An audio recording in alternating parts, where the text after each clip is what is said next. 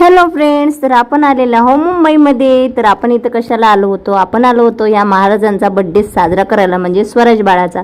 तर म्हटलं चला, हा CSTच्या बाजूनं खूप छान असं बृहन्मुंबई महानगरपालिका आहे, जिथे भरपूर पब्लिक येते, व्हिडिओ शूट करते. तर मी पण केलेला आहे. आजूबाजूला टॅक्सी बघा आणि वातावरण एक नंबर आहे.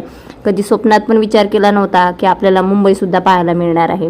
त्याच्यानंतर निघालेला आहोत स्वराज साहेबांची शॉपिंग करायला, परंतु त्याचा जसा ड्रेस पाहिजे तसा काही मला मिळत नव्हता. मग काय, हा CSTमध्ये बसताना झोपलेला होता ट्रेनमध्ये. मग आम्ही उतरलो आणि घरी आलो.